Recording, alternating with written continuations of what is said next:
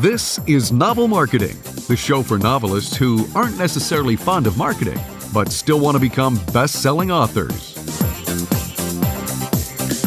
I'm James L. Rubart. I'm Thomas Umstattd Jr.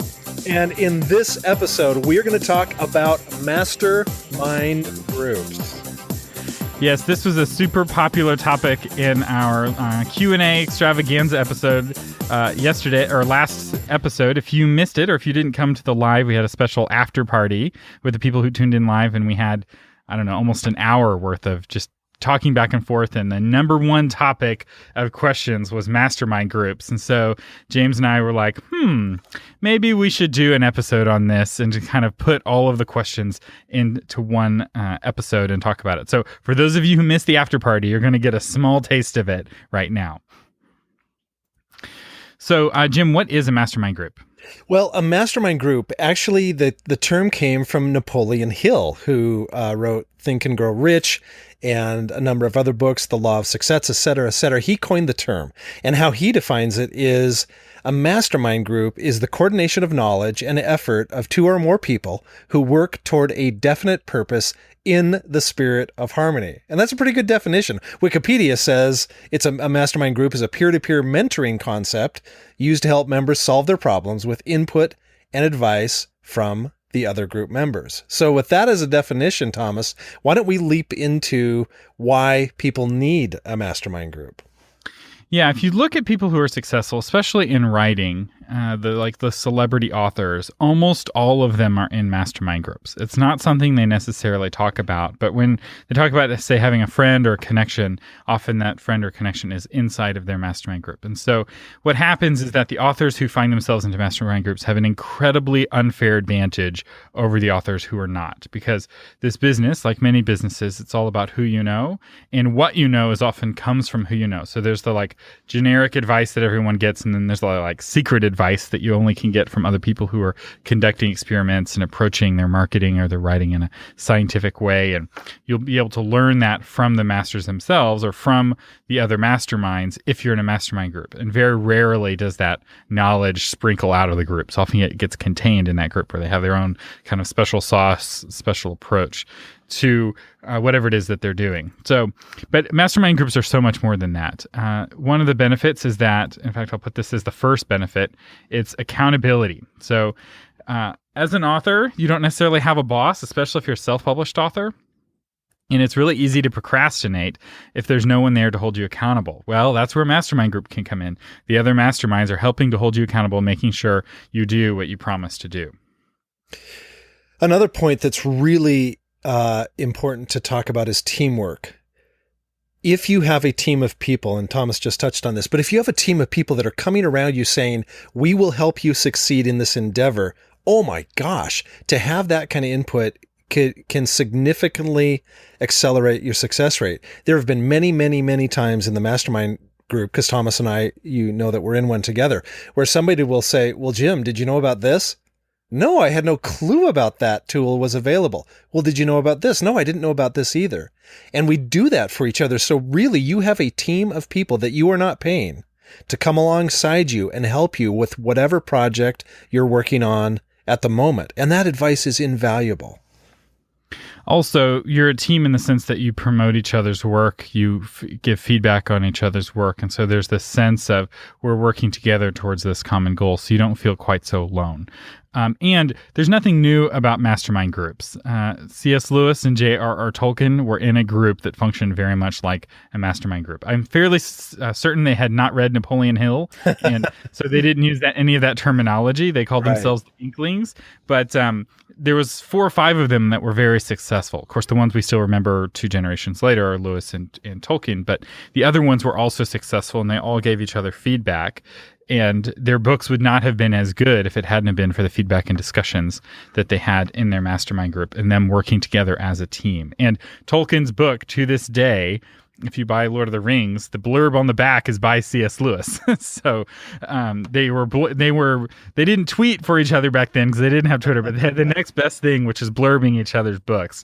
And Tolkien has a C.S. Lewis blurb on his book, despite the fact that they're now both dead.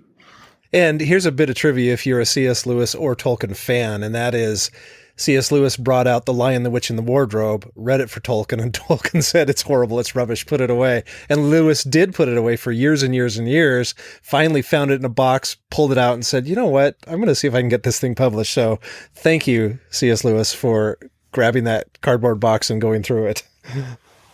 That's right. The next benefit of a mastermind group is that it gives you perspective.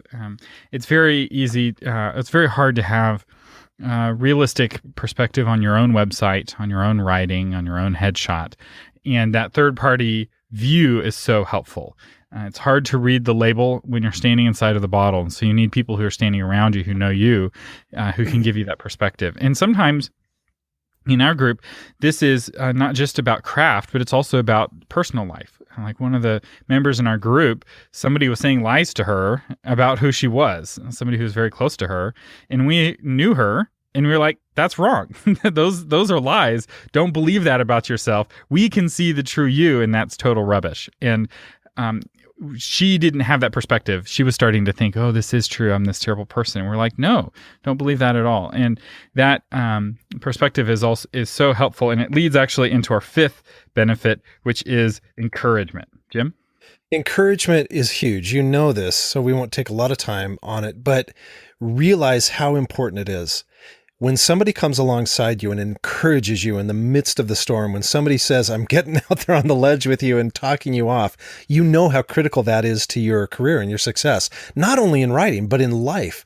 And so the number of times our meetings have turned into somebody going, man, I am just struggling right now with life and perspective, and how do I keep going? And we come alongside and we can encourage and speak truth and words of not only challenge, but we are walking this journey with you. Oh my gosh, that is incredibly valuable, because if we are writers, a lot of what we do is alone. So we have to have those people that are willing to come alongside us and encourage us.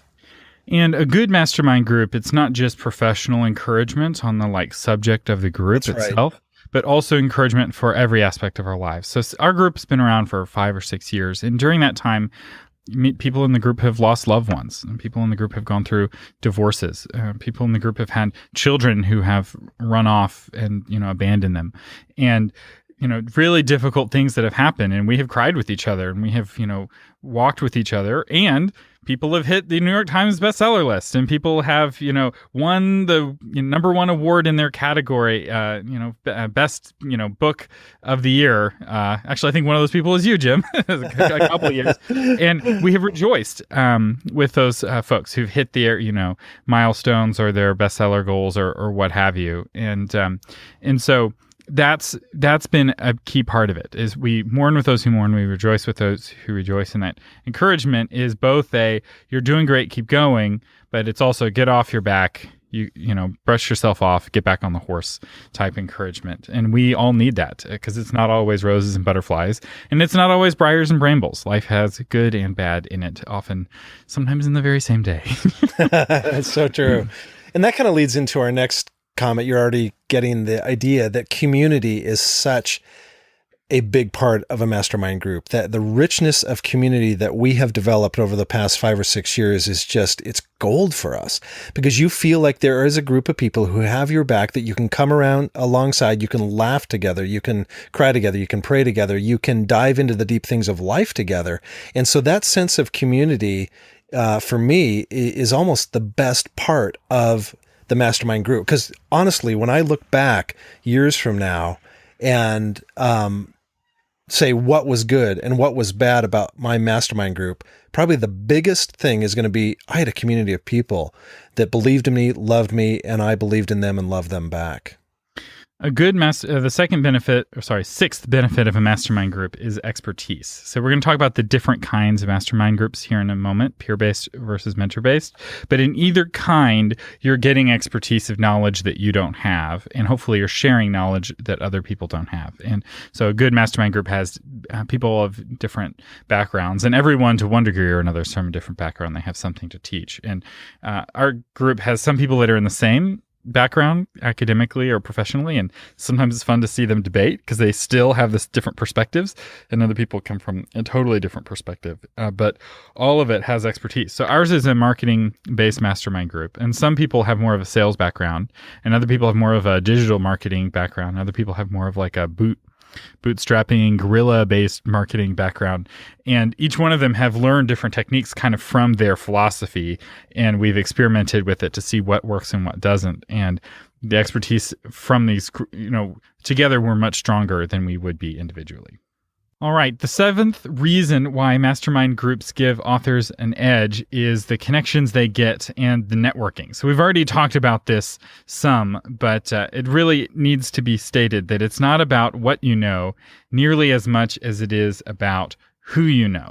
The more folks that you know in publishing, the more access to knowledge and the more access to connections, whether you're self-publishing or traditional publishing. And it's not just connections in publishing, it's also connections that they might know somebody that is a great cover designer, or they might know somebody that's a great marketing person, or they might know somebody in business. So it really goes even beyond the publishing world. When you meet somebody in your mastermind group that says, oh, I know somebody that can do that connection, the kind of connections we're talking about. Also, in our mastermind group, pretty much everyone has done some sort of business with each other on the side. So there's been That's a great point. probably dozens of different side arrangements, because ultimately it's not about how many people you know. And this is often a big misnomer about networking. If the more business cards you hand out, the person who hands out the most business cards wins. And that's not how it works. It's about how deep your connections are with the greatest number of folks. And these deep relationships that we've forged over, 5-6 years in this group, and many of us knew each other before the group, those are what have turned into things like this podcast, which came from a connection from a mastermind group. Ultimately, that's what, we didn't meet in the mastermind group. We met randomly at an airport, but it was the mastermind group that built the relationship and let us know, oh, you're doing that. Hey, I can help. And often somebody's like, hey, I'm doing this thing. And somebody was like, oh, I can help. And suddenly what would have been a solo project is now a team effort, which then makes it more successful. Or if I've got something where I need an expert and Thomas and Tracy both go, oh, Jim, you got to use this guy or this gal, I immediately trust them. I don't need to build that relationship with that person. If Tracy and Thomas say they're good, I know they're good. That's right. So let's talk about the different kinds of mastermind groups. And then after that, we'll tell you how to start your own if you don't have an opportunity to join one. But the first is a peer-based mastermind group. That's what Jim and I are in. And this is a group where everyone brings something to teach and everyone brings something to learn, basically. And we have different experts or people with different areas of expertise. And then the second is a mentor-based mastermind group. And this is where there's one person who has more experience, who has a mastermind group of people who have less experience. The people with less experience still teach each other, but there's one person who's like the guru or the mentor who has more experience to share. And when you're first starting out, a mentor group is a mentor-based group is better, because if you're with a bunch of peers, if you don't know anything, you're going to be in a group with peers who don't know anything, and you all will be stuck not knowing anything, because it's kind of the blind leading the blind. But once you've gotten to a place where you've had some success and you've learned some hard lessons, or you've spent some years in a mentor-based group, that's when you will have something to offer to a peer-based group, where, this person sold 100,000 books self-publishing, and this person sold, 20 different books to publishers, and they understand traditional publishing, and this person's got a lot of experience marketing best-selling authors, and they all come together in a mastermind group. Or this person's an editor, this person's really good at fantasy. Whatever the context of your group is, you have to have something special to offer if you want to get into a peer-based group. So if you're just getting started and you don't know anyone, a mentor-based group may be better. Let's be clear about this. You might have an expertise that's not writing, but you have an expertise in an area that a bunch of writers need. So experienced writers need your expertise. Then you might enter the group as, gosh, I'm the website guy, or I'm the marketing guy, or I'm the guy that understands, this and this and this. Then they can teach you and you can teach them at the same time. That's right. If you've listened to all 101 episodes of Novel Marketing, you've gotten quite a marketing education that might give you just enough to get into a mastermind group. You never know. So, when it comes to starting a mastermind How do we do group, this, Thomas? How do we start one, man? That's right. People are like, okay, fine, I'll join a mastermind group, whatever. So the easiest way to start a mastermind group is to join somebody else's pre-existing mastermind group. It's much easier to join one that already exists than it is to start one from scratch.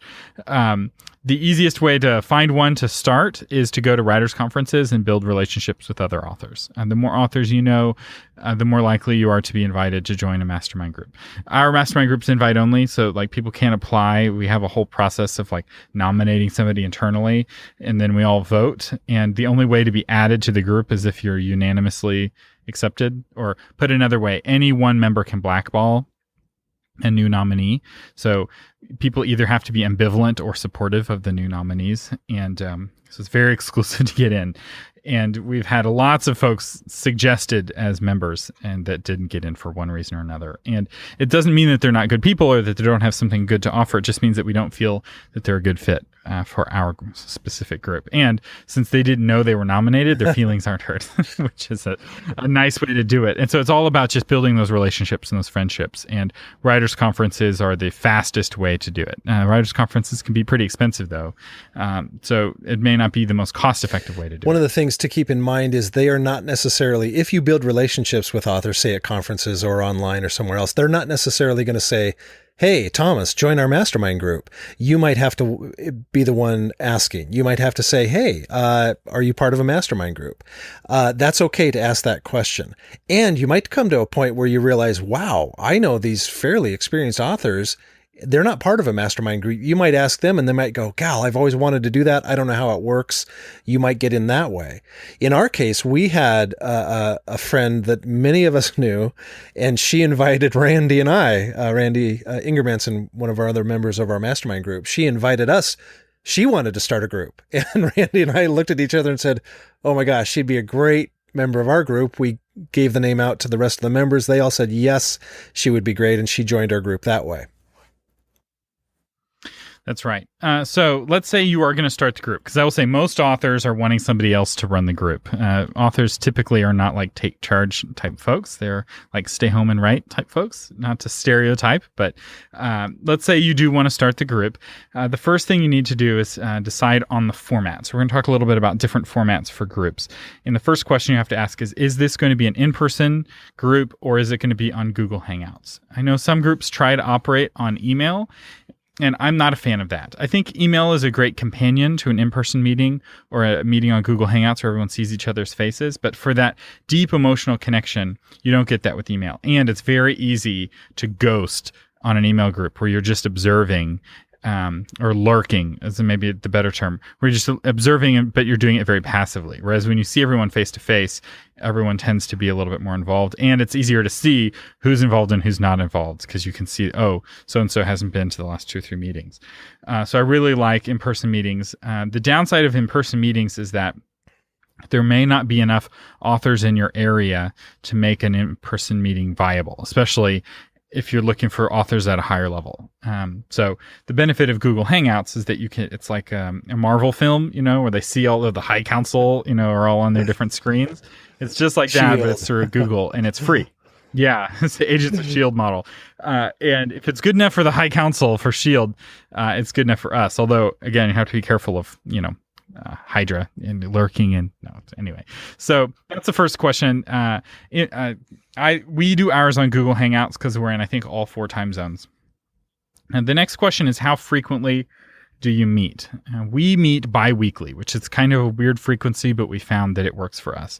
The ideal frequency is weekly, I think. That's what most groups go for. And then some groups do monthly.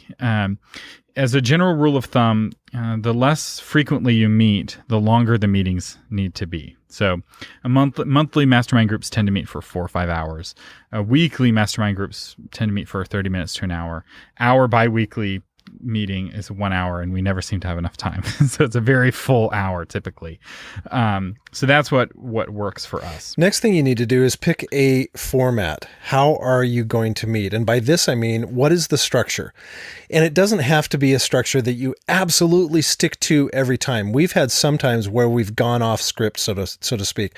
But the majority of the time, 95% of the time, we stick to a structured format. This is how our 1 hour meetings work.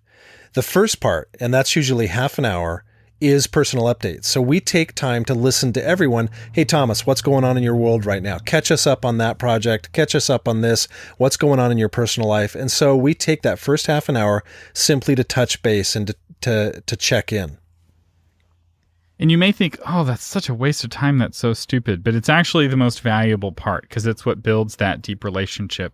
And it's what gives context to when we're talking about somebody's problems. If we know, oh, their sister-in-law just, had a crisis and her husband just ran off and now she's taking care of him. That's why she's having trouble hitting her book deadlines. We're able to give advice and encouragement with that full picture of what's going on in somebody's life rather than just be like, you loser, you missed your deadlines this week. And we're like, well, actually, there's good reasons for that. And also, it brings us closer together as a group, I feel, to know what's going on kind of in the day-to-day life. And it's nice to have a group of folks who want to hear about, what's going on in my dating life, or, oh my gosh, I just got engaged, and they can celebrate with me.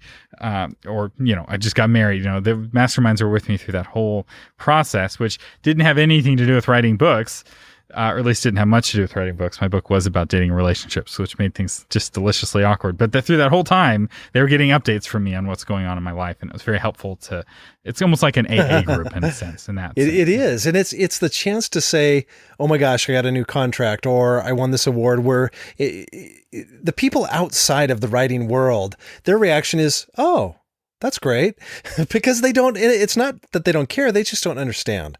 In the group, they understand what signing a 2-book contract means. And so when you have those short little updates, that's the chance to celebrate. Or as Thomas has indicated, that's the chance where people can come along and say, wow, I'm sorry. That's got to be brutal. Your editor got back to you and said, you got to rework the whole book. And so it's a chance really to connect on the highs and lows with folks.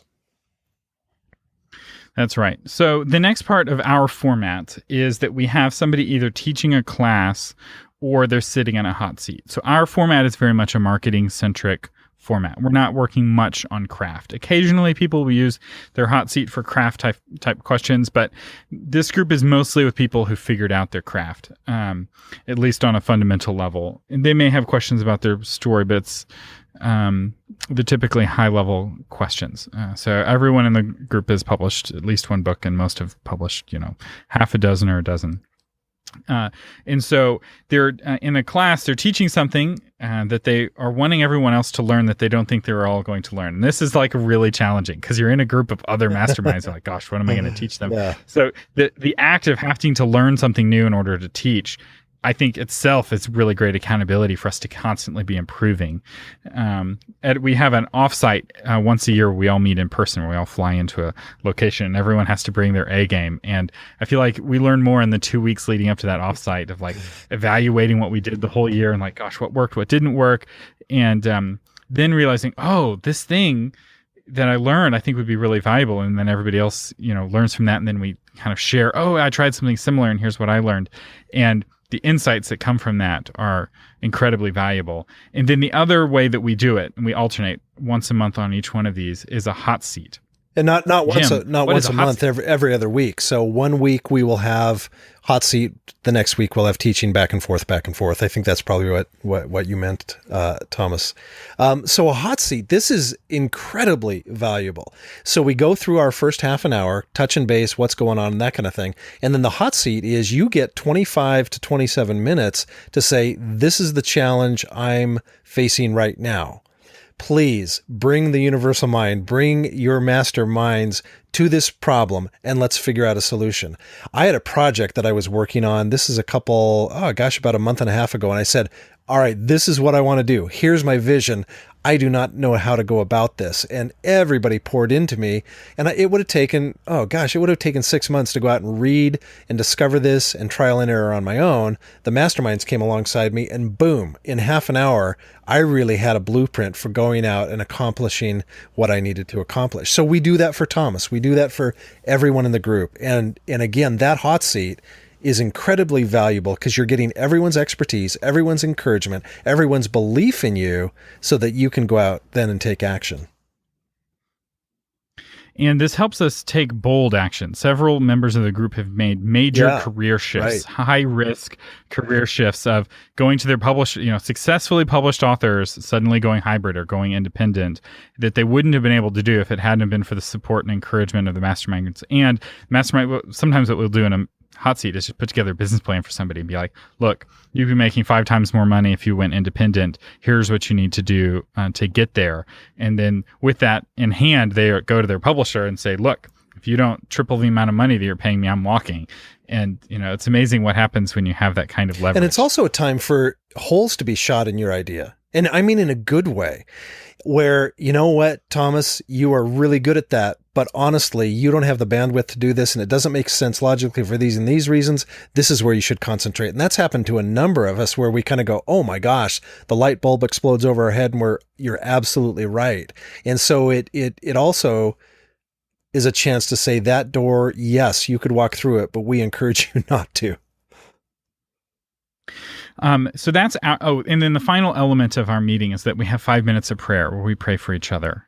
So we're all Christians in our particular group, and so we pray in Jesus' name for each other, and it's just another way for us to carry each other's burdens. And if that's not your thing, you don't have to have prayers. But I find that for us, it's very encouraging to have somebody, you shared all your challenges and hopes and dreams, and then we pray for each other, in that context. I think that's a really great part of our group that I really appreciate. If you want your group, though, to have more of a craft format, you can do that as well. And so I have kind of a sample craft format here for you.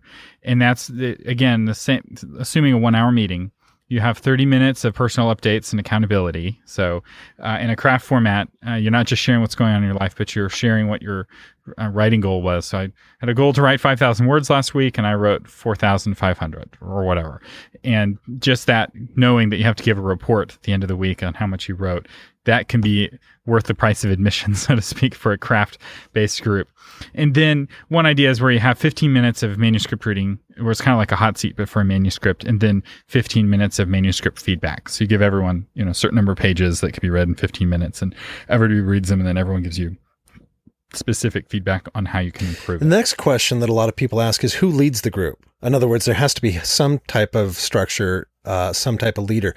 In our particular group, all of us are leaders just by nature. That's the kind of people we are. So any of us could lead the group, and we all work together really well in that dynamic. But I would say Mary is, I wouldn't necessarily call her the leader. I'd more call her the MC. She kind of moves things along. She says, hey, Thomas, what's going on with you? She's the one that prays for us at the end. And so we would suggest you find somebody that is kind of the person who's the MC, kind of keeps track of things, kind of keeps things moving along. And that might happen just very naturally, or you might want to start out saying, this is that person. With everything that goes on in a mastermind group, you're going to experiment. Some things are going to work, some aren't. For example, when we first started our mastermind group, we decided we would figure out every time what worked for the most people. And it was just a laborious thing. And finally, we got to the point where we said, nope, it's the same time every other week, same day, same time. That made things a lot easier. So don't be afraid to experiment to find out what works best for you.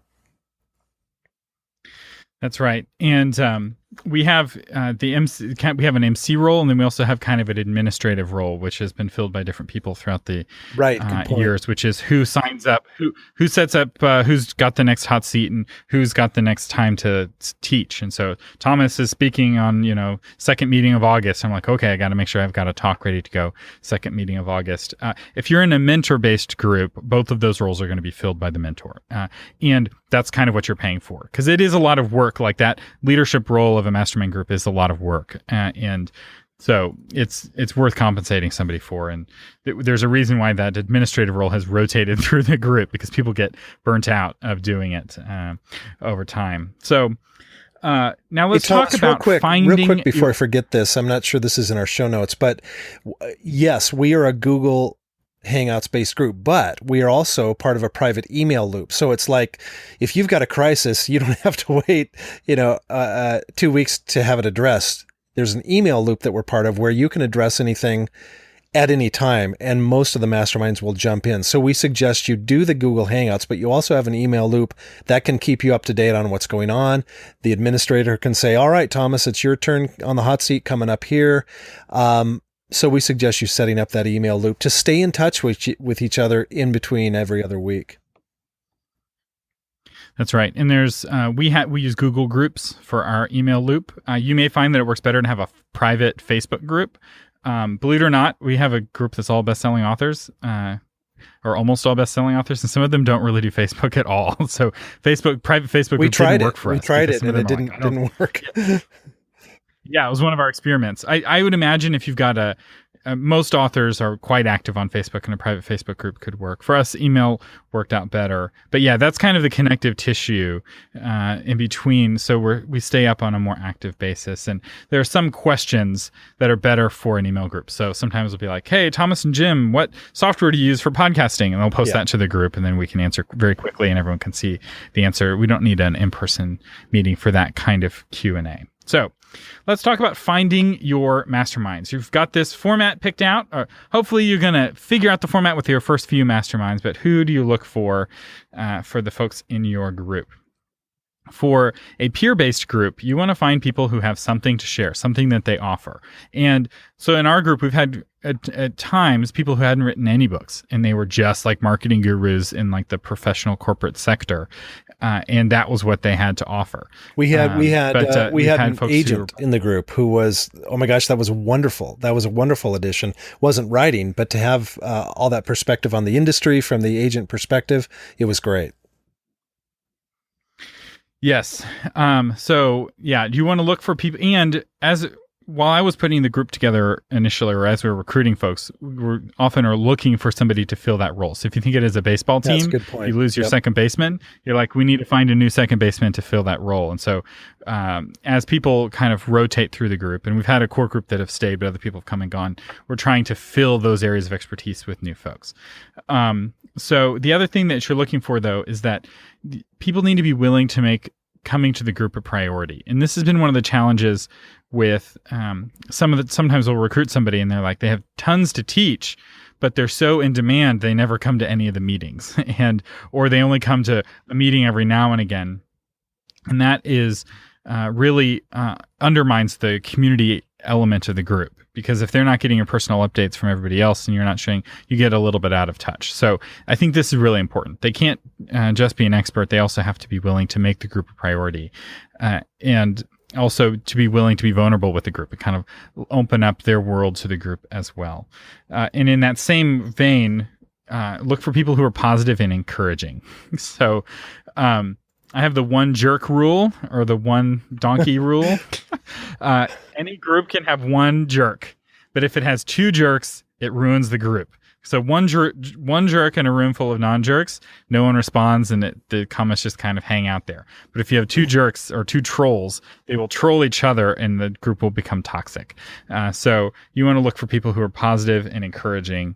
It doesn't mean you don't talk about hard things, but you do it in a positive way, in an optimistic way. So instead of being like, your manuscript is terrible, say, here are some ways to improve your manuscript. And that mindset really is important. Let's talk about how to screen people who want to join. Obviously, at this stage, our group knows so many people in the industry. We can screen using each other. But when you're first starting out, how do you screen? How do you figure out who's going to be a fit and who's not? Well, you talk to people. You talk to them. You watch them on Facebook. You get a feel for the type of person they are. That's okay to do that, because once you make a decision to have someone in, that's a lot easier than saying, how are we going to get this person out?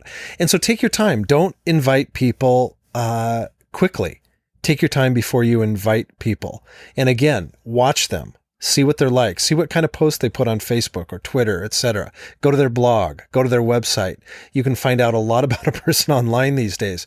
So just be careful. Don't rush into inviting people into your group. That's right. And have a meal with them, or two or three at a writers conference. Go and get some beer, get to see them in person, see how they interact with others. For a mentor-based group, what you're looking for is the mentor. So you may not have good visibility into who's a member of the group, but instead you want to have a mentor who's running the group, or mentors who are running the group, who are going to attract the kind of people that you want to interact with. And some of these mentor-based mastermind groups are, $10,000 a month or $5,000 a month to be a member, because they're wanting to attract other people who are high net worth individuals. So you're learning from other people who are already financially successful. that probably wouldn't happen in writing as often, but I see that fairly regularly in kind of traditional mastermind group models. So yeah, you want to look and ask a lot of questions about the mentor. And if you have any kind of weird feelings about the mentor, I think this person's a bit of a jerk or a bit of snake oil, then don't join that group, because you're going to be with other people who are kind of jerks and kind of snake oil salesmen. And so look for a mentor who's the kind of person you'd want to hang out with, their kind of friends. Think of it like, dating. It's like, do I like this person? Do I like their friends? Yeah, that's good.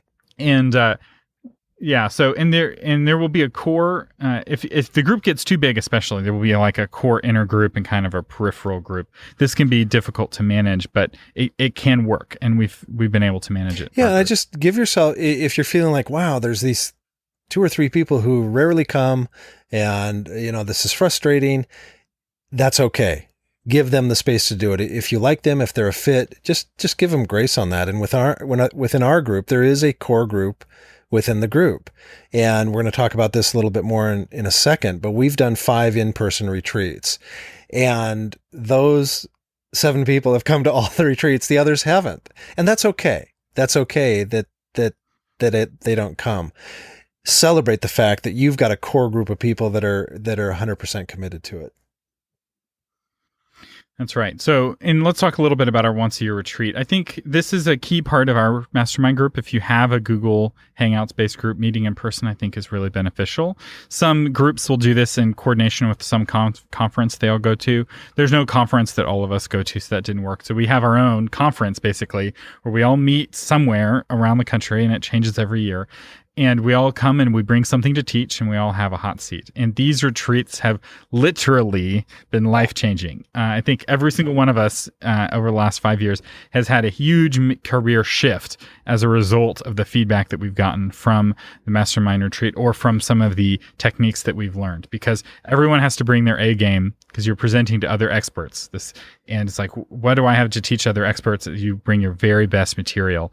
And it's been just so valuable to sit and learn from everyone. And the discussions afterwards have been really incredible. Yeah, Thomas says it's a key. I would say it's more than a key. It's what he just said. It's life-changing, because you get an hour hot seat, right? You get an hour of teaching. You get to pour your life into these other people's lives. But on top of all that, you're sharing meals together. You're doing 3 meals a day together. You're playing together. You're laughing together. You are connecting at a deep level. You're crying together. You suddenly are forming relationships with people that you probably are going to be lifetime relationships. And so it's so much more than just the information.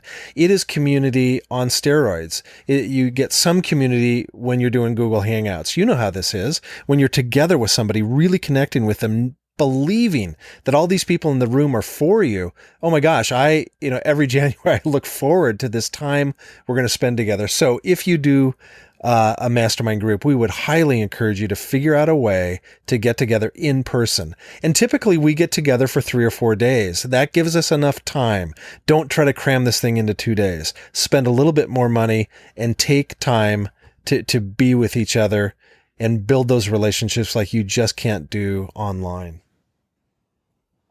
This is what we spend our frequent flyer miles on, and we'll typically do some sort of home away type situation. So we'll rent out a whole house, typically a larger house with lots of bedrooms, and then we prepare the meals together.